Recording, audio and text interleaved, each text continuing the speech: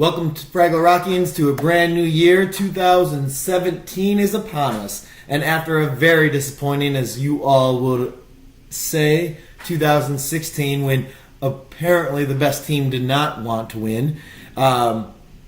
Congratulations, Cliff. We are expanding from a 10-team league, which we have been since the beginning, to a 12-team league. New teams coming in are Pete, Vin, and Dean. Anyhow, two of them will be part of the expansion team, and the other one will be taking over Liz's team. She was booted from the group for not paying her dues for years and being late and overall just plain sucking. Anyhow, with 12 team, I'm just going to go over some of the rules, changes, and what's going on and how we're approaching the expansion, which we spoke about. The league is turning into PPR. It is going to be 1 point per reception. That's if, for those who are not familiar with PPR, whether a receiver, a running back, tight end, even if a quarterback catches his own pass, it is 1 extra point per reception. The draft will be the same as usual. It will be a snake draft. I will be doing the lottery coming this Sunday or Monday to pick the positions and everything like that. I do, however, need everybody to please, no one's done this yet, just take a screenshot of your draft picks right now. You can go on to my team, pull up draft picks, screenshot it, and send it. Because when I expand to 12 teams, it undoes everything with regards to the draft, not with your keepers or your teams. So, how the draft is going to go. The 2 expansion teams, which will be Dean and Pete or Vin, and then either Pete or Vin will take over Liz's team, which needs to be decided almost right away. Because the one who takes over Liz's team is part of the league already. So what I say about the expansion teams does not apply to that person. The expansion teams will not be added until keepers and trades are locked. We usually lock them the day before the draft. We are going to lock them a little bit earlier than the draft, just in case I see any hiccups when I change everything. I have to be able to get everything back in order for the 12 teams so that everything runs seamless. So I do need a little bit of time on that to check over everything. So the 2 expansion teams will not be able to trade their draft picks for players. They will not be able to, pick up anybody on the waiver wire beforehand to keep. What they will get, they're going to go in the lottery with everybody else. Okay? So they're going to get the medium amount of ping pong balls. Not the most, not the least. They'll be straight in the middle. All right? So, with that, we're going to, pick the lottery just as normal, okay? And whether they get number 12, number 1, number 8, number 7. That's how they're going to be placed. Now, since they do not have keepers, how the draft works, as you guys can see, and if you go into draft picks, you'll see, the first 3 rounds says reserved for keepers. Okay? So, when round 1 goes, the keepers that you picked already select. All right? They're automatically drafted. They're on auto draft. However, since they have nobody and no keepers, they can't pick anybody. So, since they cannot pick anybody, they have to draft. Meaning that the first 3 rounds, they will be drafting their keepers. All right? And then from 4 on, it's live like everywhere else. Nothing changes. Nothing's different.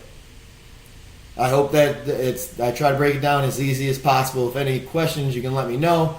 That's how it came. There was some that should have been allowed. I thought they should have been allowed to trade draft picks and such. But others did not want it, so we don't have it, and they're going to be coming in fresh. But they do get draft picks before everybody else. Yes, they get draft picks, but so do you technically. Those keepers are technically draft picks. All right? If everybody drafts correctly, or keeps their people correctly, in all essence, the top 30 players are already off the board. So they're already at a disadvantage. So them getting the first 3 rounds to themselves to get their quote-unquote keepers is completely makes sense, guys. Okay? Anyhow, past that, after this one, then everything goes back to normal, just like how we ran the 10-team league. All right? With the keepers and everything else. Now, I did want to bring up 2 things. One, if I'm going to put these polls on the message boards. One, whether everybody would like a trophy or a belt. We have to get a new one because the German kind of broke the last one, so he's going to have to pay double what everybody else does, which we already spoke to him about. Thankfully, the belts and trophies are made, or at least the belts, because trophies have always been made kind of well, are made better than what they once were. So there won't be plastic. It would be like a real metal belt that we can have engraved. And whether we get a belt or a trophy, I will have the first, since the beginning of the league's winners, engraved on it. And then every year after that, the winner just takes their name, takes it to the engraving place to get their name put on it. That's it. So we're going to put that up to vote. And then one other thing I wanted to put up to vote is whether we should have an IR or a DL slot. All right, that means if you have, I don't know, take like 10 years ago, you have AP and he got that knee injury. That was like 5 years ago. He got the knee injury. You can keep him on the DL or the IR the whole entire year, and it doesn't waste a roster spot. Now, this is only for injured, not suspended. So, for example, I know today Zeke Elliott got suspended for 6 weeks. It will probably get dropped down to 4 after appeal and yada, yada, yada. But he would not be able to put Zeke on the DL or the IR at all because he's being suspended. He's not injured. So, to keep him, which of course he would, he's still wasting a roster spot. I'm going to put that up there whether we want to or not. Of course, like usual, it's majority rules. So I do need you guys to vote on that as soon as possible so I can make the adjustments to the league. All right. Like usual, the 10 teams, including the person taking over Liz's team, you get to select 3 keepers. You must select 3 keepers. If you do not select 3 keepers by the time that the keepers are locked, I will select the remaining keeper or all 3 of your keepers if you did not do it. I warn this every year. And it will happen. There's no, I didn't know, because it's something that happens all the time. Again, with trades, of course, everybody go after D-Row because he makes everything bad. So, for you new players, just to catch you up,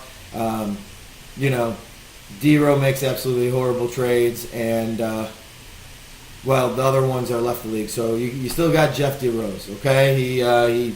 He literally, he's the one who said if everybody doesn't have the name on the message chains, he's the one who said that he didn't think that David Johnson was a keeper last year, whose average draft position was in the top 5 of new drafts. So,